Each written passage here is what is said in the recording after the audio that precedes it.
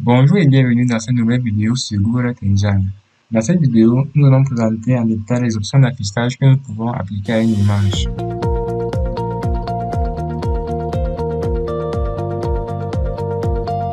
Nous allons appeler l'image et pour cela, nous allons tout d'abord déclarer une variable. Nous allons appeler notre image et pour l'appeler, nous allons tout d'abord utiliser les double E. Et comme il s'agit d'une image, nous allons utiliser l'objet image. Et à ce maintenant, nous allons préciser l'identifiant unique de notre image. Bon, nous allons utiliser une image que j'ai choisie en amont. Et nous allons l'afficher pour avoir une idée des propriétés de cette image. Pour exécuter, nous cliquons sur Run, ou bien vous pouvez tout simplement appuyer sur CTRL et Entrée. Et puis, je vais recopier. Nous pouvons consulter notre image dans la console. C'est un identifiant, celui que nous allons utiliser. Nous voyons qu'il s'agit que cette image a juste un élément comme banque et elle a 24 propriétés. Maintenant, nous allons l'afficher dans notre map.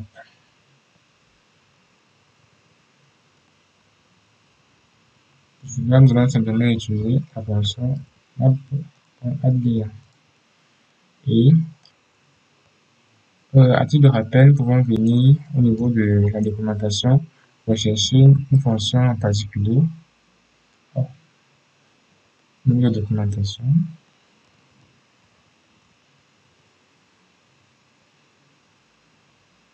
Nous pouvons voir les paramètres que nous devons entrer.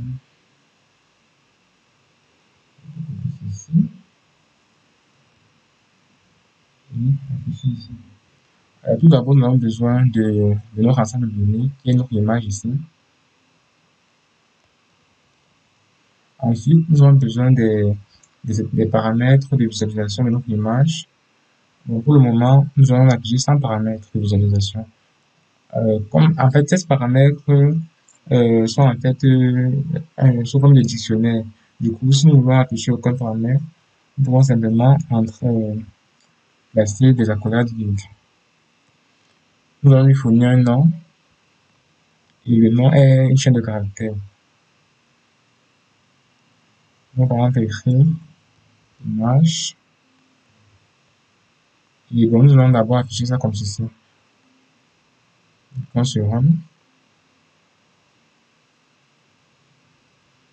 Bon, nous allons décider de centrer la carte sur notre image.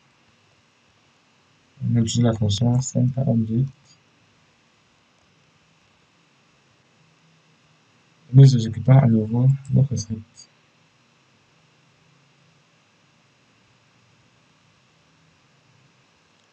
Bon, nous pouvons préciser un niveau de zoom. Nous, par exemple, mettre comme niveau de zoom 2. Nous exécutons à nouveau notre script.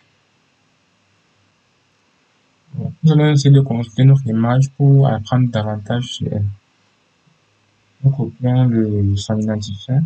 Nous allons coller au niveau de la barre de recherche. Et il s'agit en fait de la première. Nous la sélectionnons. Nous avons une description. Alors, nous avons l'intervalle de disponibilité de notre image. Nous voyons qu'elle est disponible, elle a été collectée et elle est disponible entre le 11 février 2000 et le 22 février 2000. Voici le fournisseur de cette image et voici quelques tags. Alors, nous avons la description à ce niveau et ensuite, nous avons les bandes. Il s'agit d'une image élévation de 30 mètres. Alors, il s'agit d'une image qui a une seule bande. Et voici les paramètres que nous devons utiliser au niveau de nos paramètres de visualisation. Nous revenons dans notre éditeur de code. Et cette fois-ci, nous allons appliquer certains paramètres de visualisation à notre image. Comme il s'agit des paramètres de visualisation, nous avons dit que ça doit être un dictionnaire. Du coup, on va utiliser les accolades. Et nous avons 3 éléments qui sont nécessaires. La valeur minimale, la valeur maximale et la palette de couleurs. Un dictionnaire est défini par des clés et des valeurs. Donc, on va mettre comme première clé la valeur minimale. Je vais entrer 5. Ensuite, deuxième clé, la valeur maximale. 5900 par exemple. Et ensuite, la palette de couleurs. La palette de couleurs est en fait une liste de couleurs qui peuvent être données soit par les noms, soit par des valeurs hexadécimales. Nous allons donc utiliser les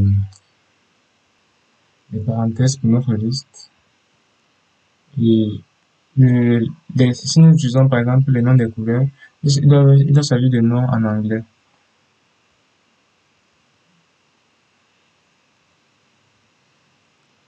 On va mettre yellow pour le jaune, ensuite green pour le vert, ensuite brown, blue et white. Ensuite, nous devons entrer ce paramètre par notre fonction à ce niveau. Ensuite, nous avons le nom de notre calque. Nous allons laisser comme ceci et nous allons exécuter.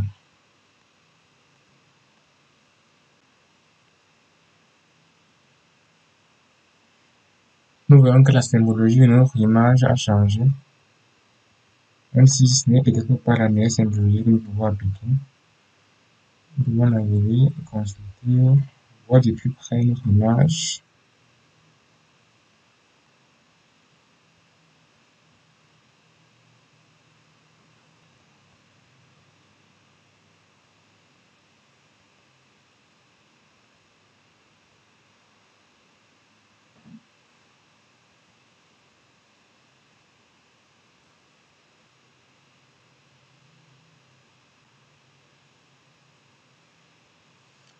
Et au niveau de notre map, au niveau de layout, vous pouvez simplement cliquer à ce niveau pour désafficher l'image. Vous pouvez réduire également la transparence. Et si vous remarquez, nous avons une petite roue qui permet d'accéder aux paramètres de notre calque. Cliquons dessus. Nous voyons les valeurs minimales et maximales que nous aurons entrées. Nous pouvons également modifier l'opacité de notre image.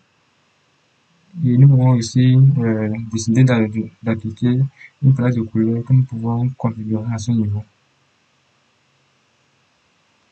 Nous pouvons par exemple ajouter certaines couleurs. Ici, c'est OK. On peut encore ajouter une autre couleur. Par exemple, un peu de violet. Et vous voyez que nous avons un code hexadécimal à ce niveau. Alors, à la place des noms que nous avons fournis à ce niveau, nous pouvons simplement, si nous avons le code hexadécimal que nous voulons, les insérer à la place. Et lorsque c'est fait, nous pouvons décider d'appliquer cette palette de couleurs. Mais il faut noter que si nous le faisons, nous voyons par exemple que notre symbologie change.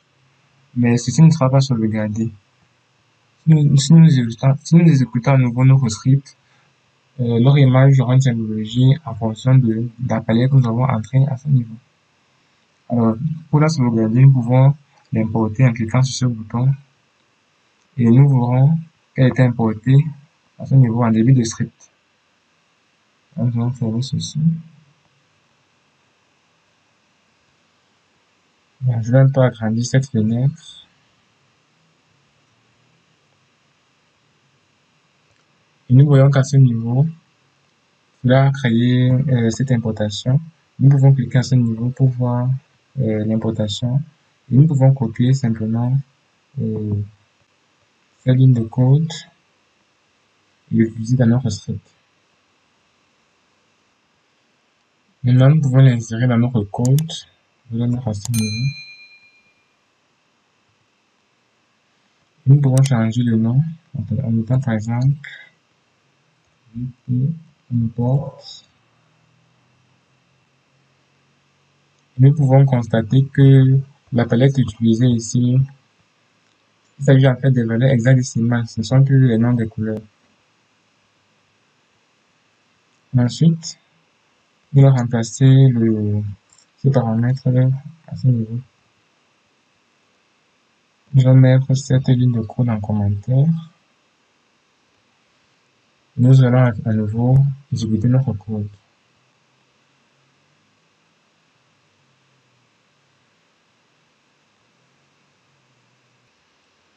C'était tout pour cette vidéo. Dans la prochaine vidéo, nous verrons comment accéder à certains paramètres d'une image.